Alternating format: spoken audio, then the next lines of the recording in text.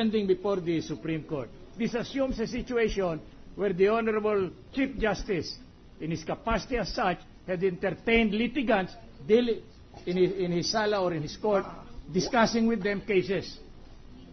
Because what... Is the prosecution ready to answer the simple question? Your Honor, when you wrote these articles of impeachment, I'm sure that you understood every word that you wrote here. What I can confirm, Your Honor, is that... What are these litigants? What I can confirm, Your Honor, is that the respondent had an ex parte conversation with Visconde and Dante Jimenez. Is Dante Jimenez a litigant? Is Dante Jimenez a litigant? He is not a litigant, Your Honor, so but that is what... My question is, who are these litigants, Your Honor? Not who are your witnesses. That's a very clear and positive that I can query. confirm, Your Honor, that I can confirm, Your Honor, that... none other except... Visconde. Only Visconde. Anyway, counsel, at the proper time when they present witnesses, you take your legal remedies. Yes, Your Honor, but I'm worried that the court may not understand us when we ask for a deferment. So in order that we will be prepared, we humbly and most respectfully request that these litigants be named so that we will be ready. We will not ask for a deferment of our court. We had been accused of delaying the proceedings in this case. Now that we are accelerating it, they do not seem to be cooperative, Your Honor. May we request the prosecutors to tell us if you can identify the litigants involved. I'm sure that when you prepared these articles of impeachment, I assume that you knew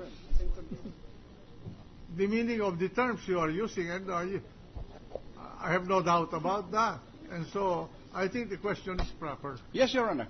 I can confirm categorically that the litigant referred to is Visconde. Only Visconde? Visconde, Your Honor. Right. None other.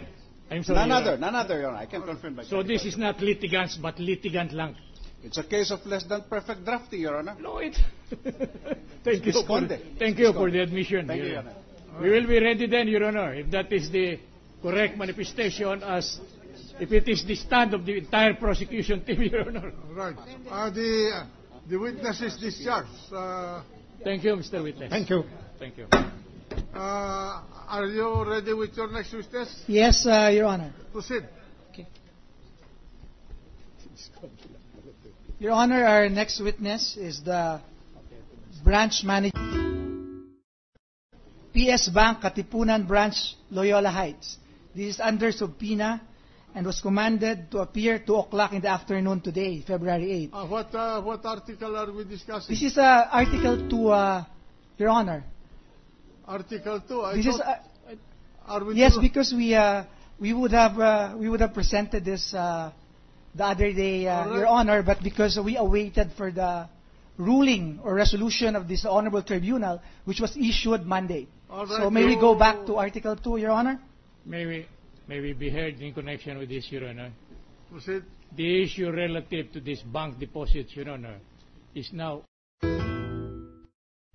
with apology and with the indulgence of this Honorable Court, we went on certiorari before the Honorable Supreme Court, raising this particular matter as an issue in our claim for grave abuse of discretion, justifying the resort to certiorari under the expanded jurisdiction of the Supreme Court, Your Honor. If this witness will be allowed to testify now, which is not scheduled, Your Honor, we are worried that our petition may be rendered moot and academic, Your Honor. So out of respect for the Supreme Court, Your Honor, we beg most respectfully that this be deferred even up to Tuesday, Your Honor. Can you present another witness today with respect to Article 3? Your Honor, for today, 2 witnesses were subpoenaed. And these are the bank officials. They are bank officials. It was scheduled by this Honorable Tribunal that they appear today, and I have information that they are here, and we want to present them, Your Honor. No, it is in connection with impeachment number 3, Your Honor. No. The only reason, Your Honor, if I may proceed, please. Counsel for the defense, we cannot stop the process. With due respect to the Supreme Court, we are mandated to try and decide this case. The language of the Constitution is shall forthwith proceed with the trial and decision of this case.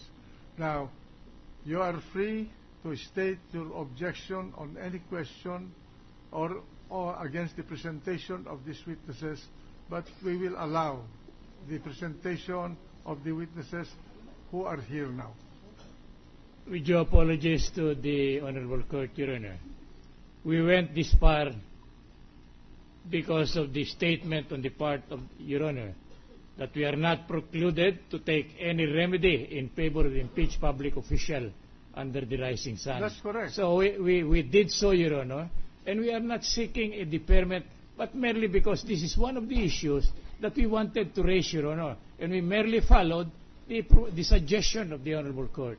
I do not think it will be a delay of the proceedings, a matter of 1 or 2 days, Your Honor. We are in total conformity and in full accord with the fact that this impeachment court is supreme on any matter relative to the trial, because that is enshrined under the Constitution, Your Honor. What we brought to the Honorable Supreme Court is the presence of what we call, with due apologies to the court, grave abuse of discretion in exercising the trial powers of this court, Your Honor. And the Supreme Court had acted on similar cases. For instance, the case of Francisco, Your Honor. What was questioned in there is the right to institute the impeachment proceedings. Supreme Court said, no question, it is the House of Representatives. But in the exercise of that power, although it is stated sole power to initiate, then we are empowered.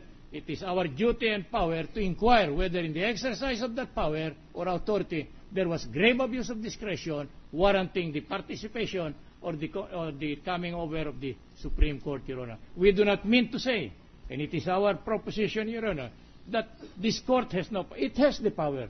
That is undebatable. We submit to that. But in the exercise of that power, that must be in accordance with the Constitution, it must be in accordance with the laws and the rules of procedure. If the Supreme Court said there is no abuse of discretion, then we humbly submit, Your Honor. That is only our point, Your Honor.